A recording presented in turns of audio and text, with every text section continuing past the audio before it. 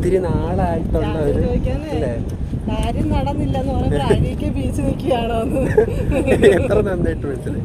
നമ്മൾ അഴീക്കെ ബീച്ച് വന്നതല്ല, പക്ഷെ നമ്മൾ അഴീക്കെ ബീച്ചിലെത്തി. എത്തിയപ്പോൾ പിന്നെ എല്ലാവർക്കും എല്ലാം കുറച്ച് വീഡിയോ എടുത്തിട്ട് കാണിക്കാമെന്ന് വിചാരിച്ചു.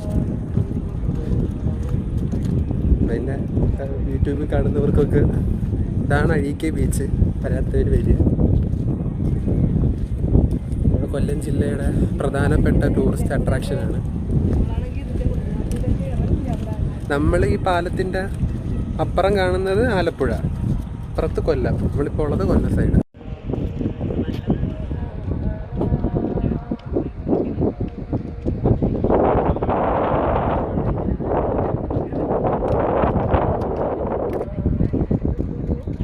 കയ്യിലോട്ട് മേടിച്ചോണ്ട് ബീച്ചിലോട്ട്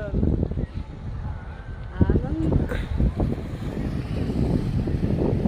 നല്ല കാര്യമുള്ളതാണ്. അവിടെ ആളും കൂടി ഉള്ള അപ്പാപ്പന്മാരെ എല്ലാം വിളിച്ച് വരുത്തി.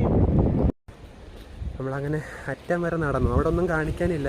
ഞാൻ നേരത്തെ കാണിച്ച പോലെ അത് അടച്ച് വെച്ചേക്കുക ഫുള്ള്, അങ്ങോട്ട് ആൾക്കാർ ഇറങ്ങാതിരിക്കാൻ വേണ്ടി. അപ്പോൾ തിരിച്ച് നമ്മൾ വീണ്ടും ബീച്ചിൻ്റെ സൈഡിലോട്ട് പോവുക. നമ്മുടെ ബീച്ചിൻ്റെ മെയിൻ ആകർഷണം ഈ പുലിമുട്ട് തന്നെയാണ്. കടലിലേക്ക് ഇത്രയും ഇറങ്ങിയുള്ള പുലിമുട്ട്. ഇത് പാലത്തിൽ നിന്നൊക്കെ നോക്കുമ്പോഴുള്ള വ്യൂ നല്ല അടിപൊളിയാണ്, ബീച്ചിൻ്റെ വ്യൂ. ഇപ്പം മെയിനൊരു റോഡാണത്. ഒരുപാട് പേര് ഹൈവേ കട്ട് ചെയ്ത് പോകാനായിട്ട് യൂസ് ചെയ്യുന്നത് ഇപ്പോൾ ഈ പാലം വന്നതിന് ശേഷം. അങ്ങനൊരു ഒരു പ്രധാന ഫോട്ടോ അട്രാക്ഷനൊക്കെയാണ്. ഒരുപാട് ഫോട്ടോസ് കാര്യങ്ങളൊക്കെ എടുക്കുന്ന ഒരു ബീച്ചും പാലത്തിൻ്റെ സൈഡും എല്ലാം. നമുക്ക് ജസ്റ്റ് ഇങ്ങനെ നമ്മുടെ ഈ നാട്ടിലുള്ളവർക്ക് എപ്പോൾ വേണേലും വന്നു പോകുന്നൊരു ഏരിയയാണ്, മിക്കവരും വരുന്ന സ്ഥലമാണ്.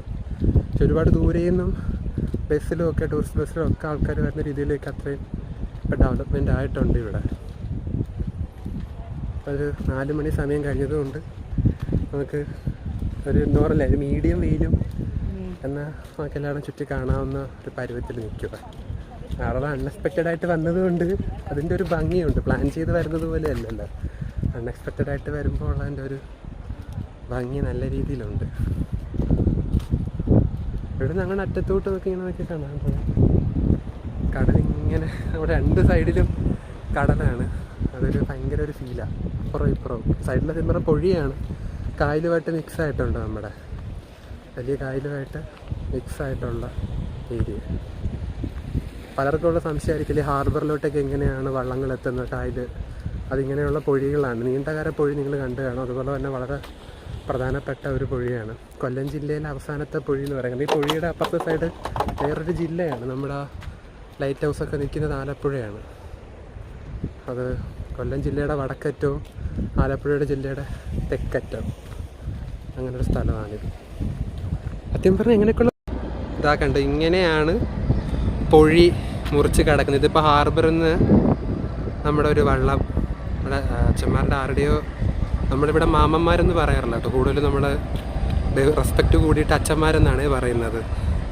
അപ്പോൾ നമ്മുടെ അച്ഛന്മാരുടെ വള്ളമാണ്. ചിലപ്പോൾ നമുക്ക് ഏറ്റവും അടുത്ത് അറിയാവുന്ന ആരെങ്കിലും വള്ളമായിരിക്കും, പേര് വായിക്കാൻ പറ്റുന്നില്ല. അത് നമ്മൾ ഇങ്ങനെ നേരെ പോയി ഈ പൊഴി ഇങ്ങനെ മുറിച്ച് കിടക്കും. അതാണ് അതിൻ്റെ ഒരു രീതി. ഇതൊക്കെ ഇപ്പോൾ മനസ്സിലായില്ലേ? അത് പൊഴി അവിടെ നിന്ന് വെള്ളം ഇങ്ങോട്ട് വരുന്നുമുണ്ട്, കണ്ടില്ലേ? സൂം ചെയ്യാം. അവിടെ നിന്ന് ഇങ്ങോട്ടൊരു അങ്ങ് ദൂരെയാണ്, അത് നല്ല ദൂരമുണ്ട്. അത് ഇതൊക്കെ ആണല്ലോ അല്ലതാണ്. ഇതാണ് ബോട്ട് അങ്ങന്ന് വരുന്ന കണ്ടോ, ഭയങ്കര ഒരു കളറിങ് ഇതല്ലേ. അതാണ്ടേ നമ്മുടെ ബോട്ട് തിരിച്ചങ്ങോട്ട് പോകുന്നു, അതുകൊണ്ട് തിരിച്ച് കയറി. ഇങ്ങനെയാണ് പൊഴി മുറിച്ച് ബോട്ടും വള്ളവും പോകുന്നത്. ഇങ്ങനെയാണ് കടലിൽ നിന്ന് കായലിലേക്ക്, നമ്മുടെ ഹാർബറിലേക്കും ഒക്കെ വള്ളങ്ങൾ എത്തുന്നത്. ഒരുപാട് കടയും കാര്യങ്ങളും ഉണ്ട്. ഇപ്പം ടൂറിസ്റ്റുകൾ വന്ന പ്രശ്നമില്ല.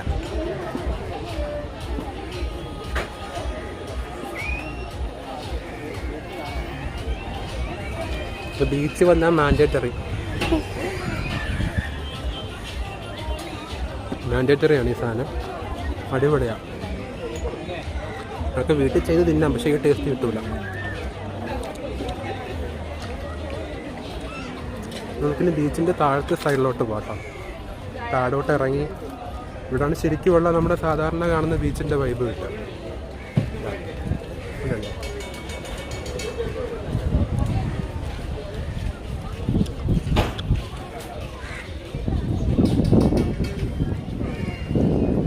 സാധാ കൊല്ലം ബീച്ച് അല്ലെങ്കിൽ മറ്റ് ബീച്ചുകളിലൊക്കെ പോകുമ്പോൾ കിട്ടുന്ന ഒരു വൈബ്. ഇവിടെ വന്നിട്ടുള്ളൊരു ഫിഷ് സ്പാ കേട്ടോ ഇത് ഞാനിപ്പോൾ ആദ്യമായിട്ട് കാണുവാണ് ഫിഷ് സ്പാ. ഫിഷ് സ്പായൊക്കെ ചെയ്യേണ്ടവർക്ക് 100 രൂപയാണ്. കടപ്പുറം എന്ന് പറയുമ്പോഴേ ഇതൊക്കെ ഒരു ഭംഗിയല്ലേ അല്ലേ? നോക്കി കുട്ടികൾക്കൊക്കെ ആകർഷിക്കാനായിട്ട് അവർ ഇപ്പോഴത്തെ സാധനങ്ങൾ കാറ്റാടി നല്ല കാറ്റുണ്ട്. പണ്ട് ഇവിടെ ഇഷ്ടം പോലെ പട്ടം കിട്ടുമായിരുന്നു മേടിക്കാൻ. നമ്മൾ വാങ്ങി പറത്തിയിട്ടൊക്കെ ഉണ്ടാകും. നല്ല ലെങ്തിലുള്ളത് കിട്ടുമായിരുന്നു. പക്ഷേ ഇപ്പം ഇല്ല. നമ്മളെ കടലിൻ്റെ അടുത്തോട്ട് എത്തിയിട്ടുണ്ട്. കടലിൻ്റെ ബാക്ക്ഗ്രൗണ്ടിൽ കടൽ. അപ്പോൾ കറക്റ്റ് നമ്മുടെ ബീച്ച് വൈബിൽ എത്തിയത്. നമ്മളാരും നനയാനായിട്ട് ഇറങ്ങുന്ന പ്ലാനില്ല. നോക്കട്ടെ, ഒത്തിരി പേരുണ്ട് ഇന്ന്. പക്ഷേ ഞായറാഴ്ചൻ്റെ തിരക്കായി വരുന്നതേ ഉള്ളൂ. ഒരു 5 മണിയൊക്കെ കഴിഞ്ഞാൽ നല്ല തിരക്കാവും. ഒരു 5-5:30 കഴിഞ്ഞാൽ സൺസെറ്റിൻ്റെ സമയത്തൊക്കെ ഇങ്ങോട്ട് നമുക്ക് അത്ര തിരക്കായിരിക്കും. അപ്പോൾ നമ്മളിപ്പോൾ ഈ സമയത്ത് വന്നുകൊണ്ടൊക്കെ ഒരു തിരക്കില്ലാതെ ഇങ്ങനെ കണ്ടിട്ട് പോകാം. അപ്പോൾ നീളത്തിനുണ്ട് കേട്ടോ ബീച്ച്. നമ്മുടെ കടലേറ്റം വരുന്ന സമയത്തൊക്കെ നമ്മുടെ അങ്ങനെയുള്ള സ്റ്റെപ്പ് വരെ കടൽ കാണും. അപ്പോൾ നമുക്ക് ഇങ്ങോട്ടൊന്നും ഇറങ്ങാൻ പറ്റില്ല. ഈ ഒരു സമയത്തൊക്കെ പറ്റും. നമ്മളിവിടെ ജൂൺ ജൂലൈ സമയങ്ങളിലേക്ക് കടലേറ്റ സമയങ്ങളിൽ അഴീക്കൽ ബീച്ച് കുറച്ച് റെസ്ട്രിക്റ്റഡ് ആണ്. എപ്പോഴും പറ്റില്ല. അതുകൊണ്ട് തന്നെ ഈ സമയങ്ങളിലൊക്കെ നല്ല തിരക്കാണ്. ഇപ്പോൾ അങ്ങോട്ട് ഏപ്രിൽ മെയ് ഒക്കെ ആയി കഴിഞ്ഞാൽ എല്ലാ ദിവസവും ഞായറാഴ്ചയായിരിക്കും ഇവിടെ. കാരണം അത്രയും തിരക്ക് എല്ലാ ദിവസവും കാണും. ആ ദിവസങ്ങളാണ് ഒരുപാട് ടൂറിസ്റ്റ് ആൾക്കാർ ദൂരെ നിന്നൊക്കെ വരുന്ന ഒരു മെയിൻ അട്രാക്ഷൻ. നമുക്ക് കടൽ എത്ര കണ്ടു എന്ന് പറഞ്ഞാൽ നമ്മളിങ്ങനെ ബീച്ച് വന്ന് ഇതേപോലെ എന്തെങ്കിലുമൊക്കെ തിന്ന് അങ്ങനെ കടൽ കാണുമ്പോൾ ഒരു ഭംഗി വേറെ. ഒത്തിരി പേര് അപ്പുറം ഇപ്പുറമൊക്കെ ഉണ്ട് എന്നുള്ള. അപ്പോൾ നമുക്ക് നമ്മുടെ നാട്ടിലാണ് നിൽക്കുന്നതെന്ന് തോന്നില്ല. ഒത്തിരി പിള്ളേർ പട്ടമൊക്കെ പറത്തുന്നുണ്ട് കേട്ടോ. പട്ടം ഉണ്ട് എവിടെയോ. ഇതാ അത് നല്ല കാറ്റുണ്ട്. നല്ല കാറ്റ് തന്നെ. കോളിഫ്ലവർ വേണ്ട, 1 മസ്കേൻ ചായ കുടിക്കുക എന്നുള്ളതാണ് പ്ലാൻ. ഇതാണ് അഴീക്കൽ ഹാർബർ. കൊല്ലം അഴീക്കൽ ഹാർബറാണിത്. ബീച്ചിൻ്റെ തൊട്ടടുത്താണ്. നമ്മൾ നേരത്തെ ആ പൊഴി കൂടെ വരുന്ന കണ്ട വെള്ളവും ബോട്ടുമെല്ലാം നമ്മുടെ ഈ ഹാർബറിലോട്ടാണ് വരുന്നത്. കായലാണ് അപ്പുറം. അവിടെയാണ് നമ്മുടെ മീനിൻ്റെ കച്ചവടവും ചരക്കിറക്കലും ഒക്കെ നടക്കുന്നത്. ഈ ഹാർബറിൽ അല്ലെങ്കിൽ നീണ്ടകര ഹാർബറിൽ ഇവിടെ എവിടെയെങ്കിലും ആയിരിക്കും നമ്മുടെ ഇവിടുന്ന് പോകുന്ന അഴീക്കൽ സൈഡിൽ നിന്നൊക്കെ പോകുന്ന വള്ളങ്ങൾ വരിക. പക്ഷെ അതൊക്കെ അകത്തോട്ട് കയറാൻ പറ്റില്ല കേട്ടോ. നിങ്ങൾക്ക് കാണാം, എഴുതി വെച്ചിരിക്കുന്നത് കാണാം. പാസ് മൂലമാണ് പ്രവേശനം. മത്സ്യത്തൊഴിലാളികൾക്ക് കയറാം. അവർക്ക് സ്പെഷ്യൽ ID കാർഡും കാര്യങ്ങളൊക്കെ ഉണ്ട്. നമുക്ക് സ്പെഷ്യൽ പെർമിഷൻ വേണം. ഇതാണ് ഹാർബർ.